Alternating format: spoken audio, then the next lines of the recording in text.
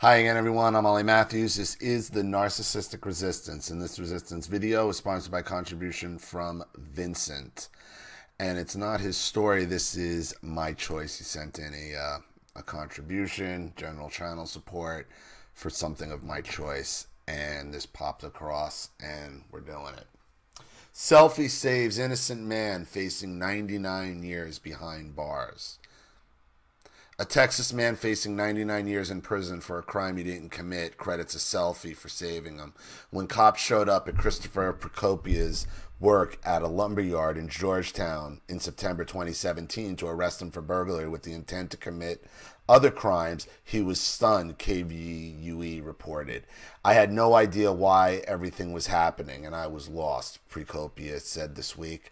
Cops hauled him off to Williamstown County Jail and released him only after his family posted $150,000 bond.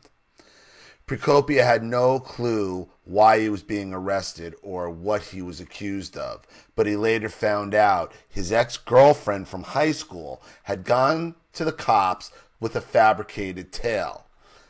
The accuser said Procopia broke into her home in Temple and sliced an X into her chest with a box cutter. Her identity is not being made public because she is not being charged with a crime. She is not being charged with a crime, and his family had to lay out a $150,000 bond to get him out of jail.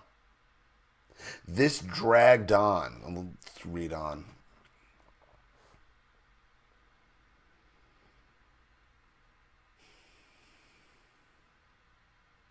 She would later admit to Temple police that she reported Procopia because she had a rocky relationship with him several years earlier. So she's pissed off.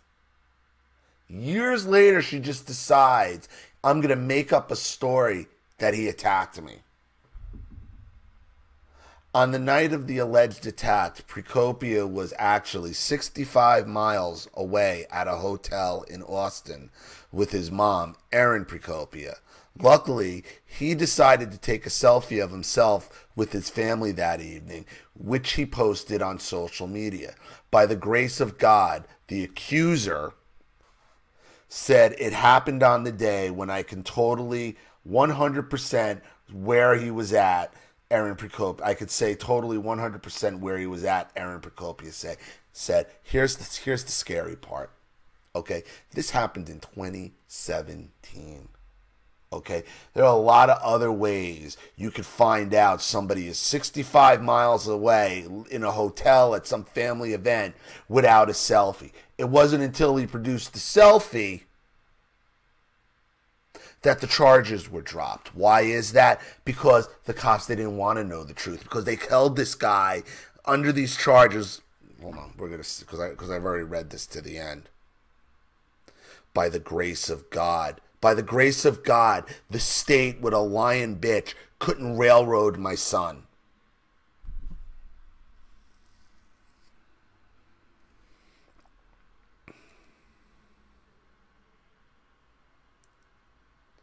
Procopia had a solid alibi, but authorities charged him anyway, something police experts told KVUE might have been presumptuous. Oh, gee, you think?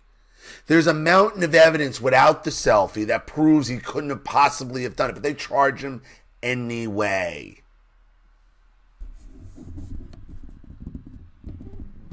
And they're not releasing this girl's name? Why? Why?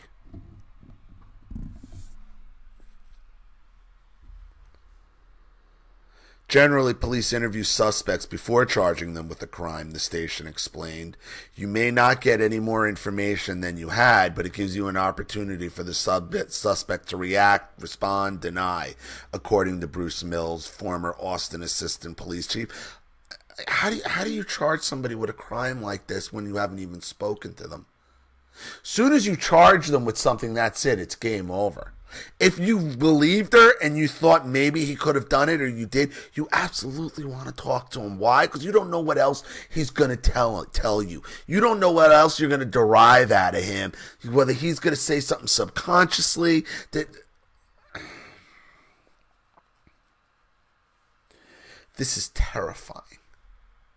This is terrifying. This should terrify you if you're a man, if you're a woman and you have a husband, if you have a son, if you have a brother, if you have any male in your life that you care about.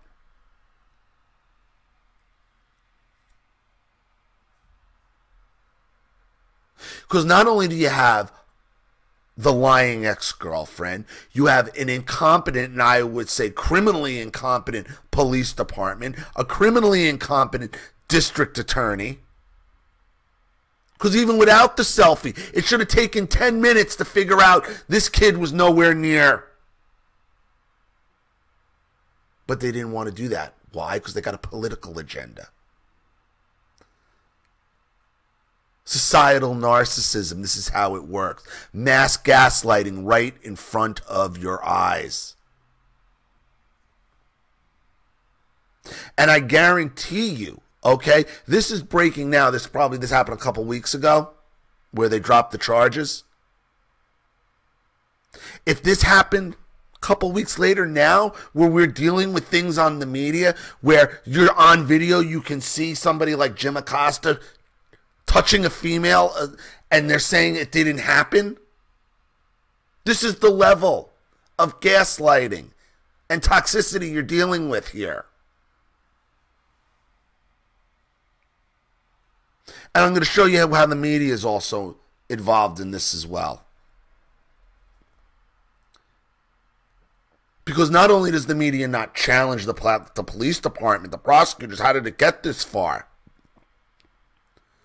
They also go ahead and they don't even try to find out who this woman is. Because they don't need the police to release her name. They had the kid who got charged, he knows her name, he knows who she is. But the media goes right along. And it's all conditioning you for not even to ask the question like, wait a minute. He could tell you who she is. I'm sure he did tell you who she is. Why are you protecting her? And this story is a copy and paste. Google it, and look at every U.S. media source copy and pasted the same article.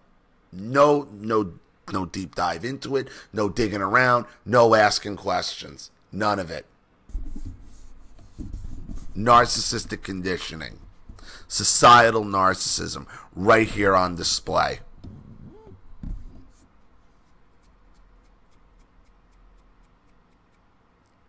Police finally dropped the charges against Procopia 9 months after his arrest, when his lawyer, Rick Flores, took the alibi evidence to Bell County prosecutors.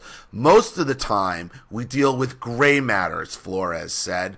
It's not normally black or white, but this is one of those cases where I could definitely prove he did not commit this offense. 9 months they let this kid. 9 months. All they had to do was go ask some hotel staff if the kid was in the hotel that day. They didn't want to know. They were going to railroad this poor kid. They were going to railroad this kid. Why? Because it was politically convenient. This is where we are. This is where societal narcissism has led us.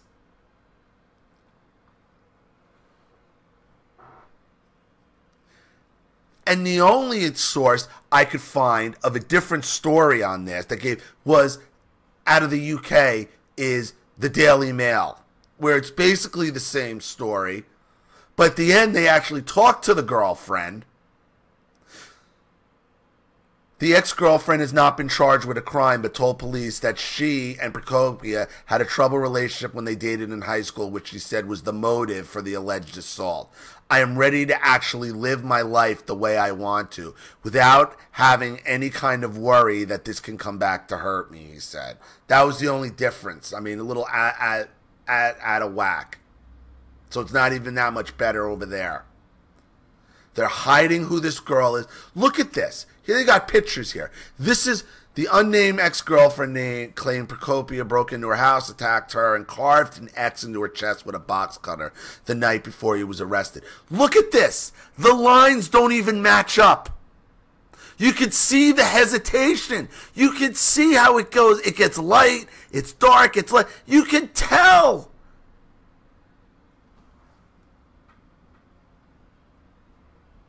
They tried to railroad this kid.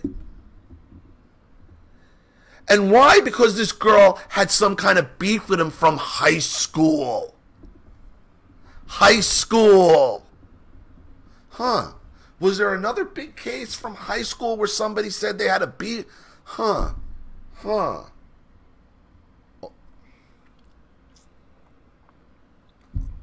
It's unbelievable. It's unbelievable. And the media just goes right along with it. They don't ask any questions. They're like, this kid's life could have spent 99 years in prison. He could have had 99. They just arrested him. No interview, no your side of the story, and held the charges over him for 9 months until they had no other choice, because thank God the mother took a selfie, which they didn't need, because they could have proven the kid was 65 miles away anyway.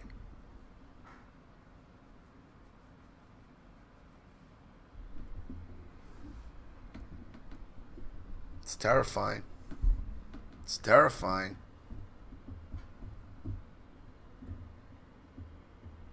Everybody gets due process. Even a scumbag like Michael Avenatti. Do you have a son?